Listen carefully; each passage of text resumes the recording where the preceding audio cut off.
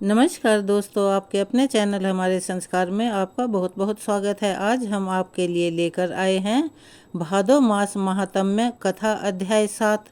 लेकिन उससे पहले अगर आप हमारे चैनल पर नए हैं और अभी तक आपने चैनल को सब्सक्राइब नहीं किया है तो आप सभी से हाथ जोड़कर निवेदन है कि प्लीज़ हमारे चैनल को सब्सक्राइब करें, वीडियो को लाइक करें, ज़्यादा से ज़्यादा शेयर करें ताकि इन कथाओं के श्रवण का लाभ और लोगों को भी मिल सके। बेल आइकन को दबाना ना भूलें ताकि हमारी आगे आने वाली वीडियो की जानकारी आपको नोटिफिकेशन के जरिए मिल जाया करे।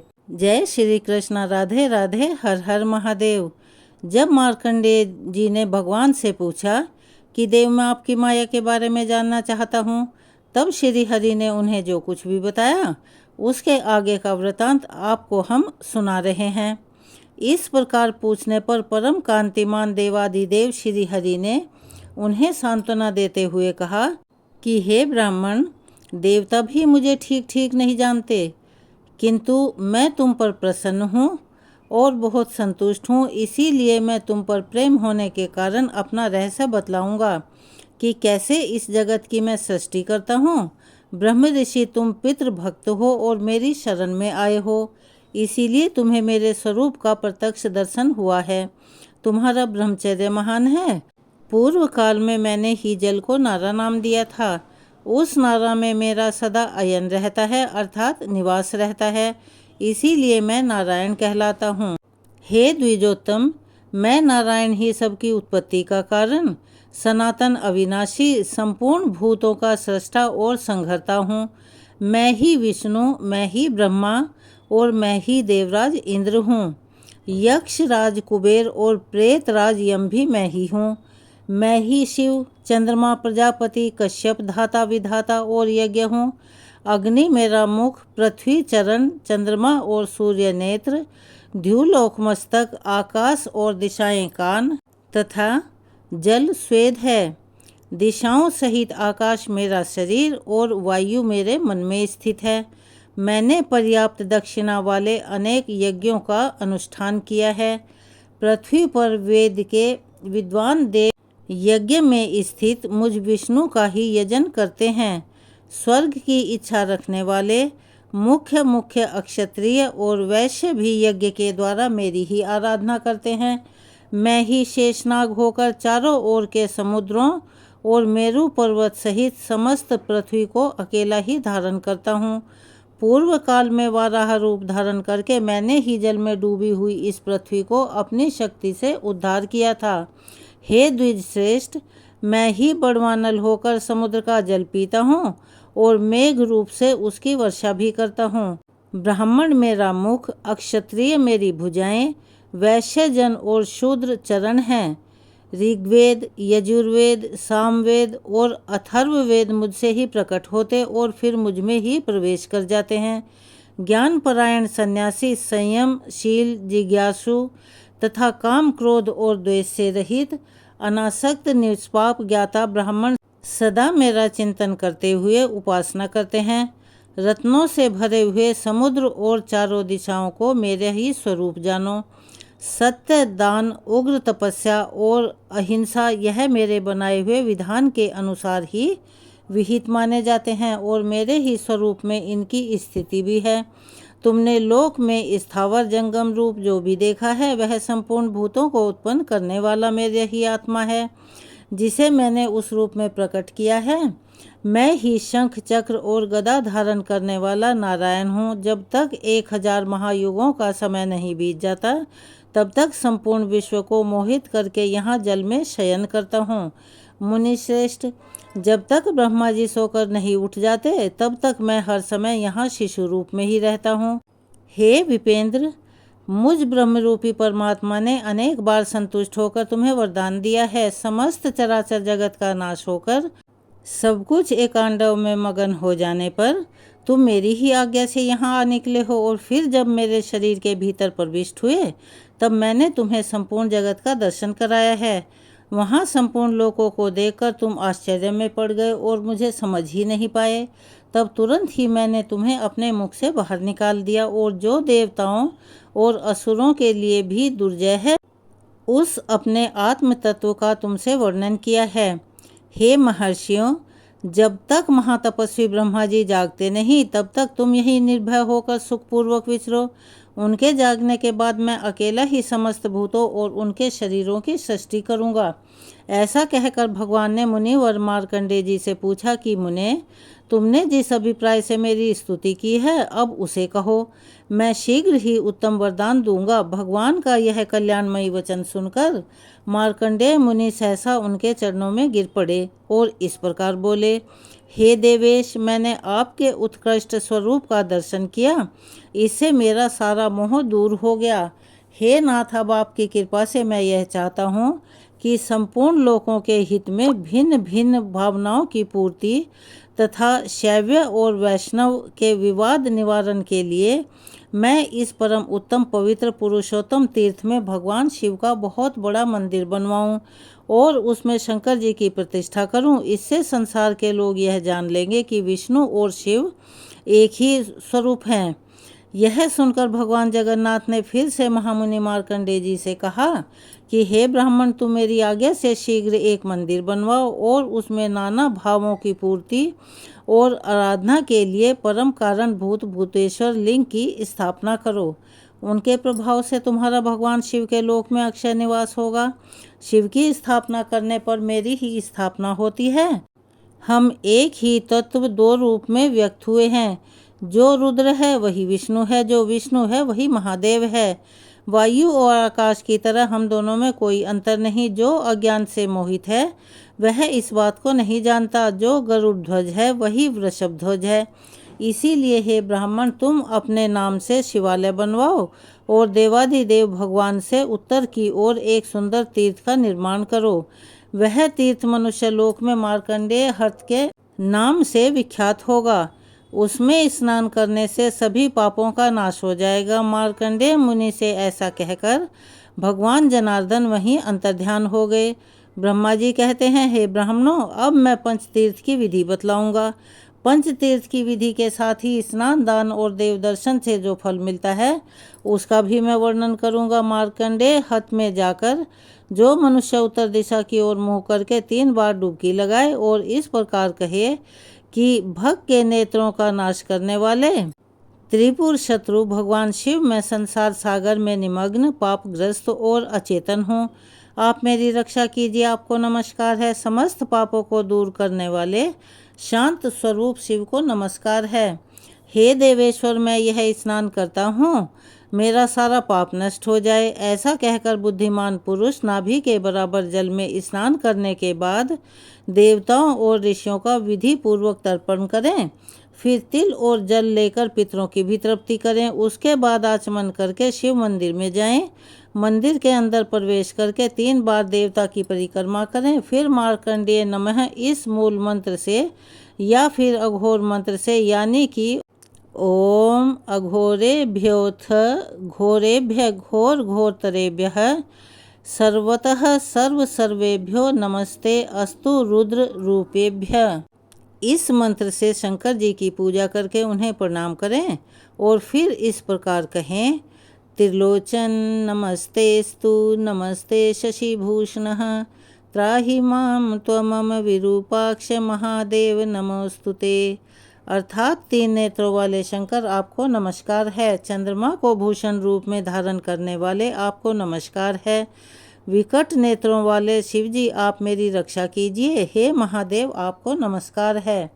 इस प्रकार मनुष्य मार्कंडेय सरोवर में स्नान करने के बाद भगवान शिव के दर्शन करके सभी पापों से मुक्त होकर भगवान शिव के लोक में जाता है। वहाँ से कल्प स्थायी वट वृक्ष के पास जाकर उसकी 3 परिक्रमा करें। फिर इस प्रकार कहें कि अव्यक्त स्वरूप महाप्रलयकारी और महान रसयुक्त आप वट वृक्ष को नमस्कार है। हे वट, आपको प्रत्येक कल्प में अमर है, आप पर भगवान श्री हरि का निवास है। हे नैग्रोथ, आप मेरे पाप हर लीजिए। कल्प वृक्ष, आपको नमस्कार है। इसके बाद भक्ति पूर्वक परिक्रमा करके उस कल्प स्थायी वट को नमस्कार करें। ऐसा करने वाला मनुष्य केंचुली से छूटे हुए सांप की तरह अचानक पापों से मुक्त हो जाता है। उस वृक्ष की छाया में पहुंच जाने पर मनुष्य ब्रह्म हत्या के पाप से भी मुक्त हो जाता है। फिर अन्य पापों की तो भला बात ही क्या है। भगवान श्री कृष्ण के अंग से प्रकट हुए ब्रह्म तेजो में वटवृक्ष रूपी श्री विष्णु को प्रणाम करके मनुष्य राजसूय और अश्वमेध यज्ञ से भी अधिक फल पा लेता है और अपने कुल का उद्धार करके विष्णु लोक में जाता है। भगवान श्री कृष्ण के सामने खड़े हुए गरुड़ को जो नमस्कार करता है वह सब पापों से मुक्त होकर श्री विष्णु जी के बैकुंठ धाम में जाता है। वटवृक्ष और गरुड़ का दर्शन करने के बाद जो पुरुषोत्तम भगवान श्री कृष्ण बलभद्र और सुभद्रा जी का दर्शन करता है वह परम गति को प्राप्त होता है। जगन्नाथ भगवान कृष्ण के मंदिर में प्रवेश करके 3 बार परिक्रमा करें, फिर इस प्रकार कहें कि हे हल धारण करने वाले राम, आपको नमस्कार है। मूसल को आयुध के रूप में रखने वाले आपको नमस्कार है। रेवती रमन आपको नमस्कार है। भक्त वत्सल आपको नमस्कार है। बलवान में श्रेष्ठ आपको नमस्कार है। पृथ्वी को मस्तक पर धारण करने वाले शेष जी आपको नमस्कार है। प्रलंबित आपको नमस्कार है। हे श्री कृष्ण के अग्रज, मेरी रक्षा कीजिए। इस प्रकार कैलाश शिखर के समान आकार और चंद्रमा से भी कमनीय मुख वाले नील वस्त्रधारी देव पूजित अनंत अजय एक कुंडल से विभूषित फनों के द्वारा विकट मस्तक वाले महाबली हलधर को प्रसन्न करें। बलराम जी की पूजा के बाद विद्वान पुरुष एकाग्रचित होकर द्वादशाक्षर मंत्र अर्थात ओम नमो भगवते वासुदेव से भगवान श्री कृष्ण की पूजा करें। जो इस मंत्र द्वारा भक्ति पूर्वक सदा भगवान की पूजा करते हैं वे मोक्ष को प्राप्त होते हैं। देवता, योगी तथा सोमपान करने वाले याज्ञिक भी जिस गति को नहीं पाते उसी को इस मंत्र का जप करने वाले पुरुष बड़ी आसानी से प्राप्त कर लेते हैं। इसलिए मंत्र से भक्ति पूर्वक गंध पुष्प आदि सामग्रियों द्वारा जगत गुरु श्री कृष्ण जी की पूजा करके उन्हें प्रणाम करें। फिर इस प्रकार प्रार्थना करें, हे जगन्नाथ श्री कृष्ण आपकी जय हो। सब पापों का नाश करने वाले प्रभु आपकी जय हो। चाणूर और केशी के नाशक आपकी जय हो। कंस नाशक आपकी जय हो। कमल लोचन आपकी जय हो। चक्र गदाधर आपकी जय हो। नील मेघ के समान श्यामवर्ण आपकी जय हो। सबको सुख देने वाले परमेश्वर आपकी जय हो। जगत पूज्य देव आपकी जय हो। संसार संहारक आपकी जय हो। लोकपतिनाथ आपकी जय हो।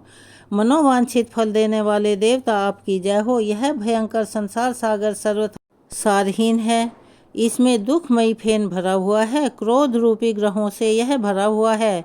इसमें विषय रूपी जलराशि भरी हुई है। तरह तरह के रोग ही इसमें उठती हुई लहरें हैं।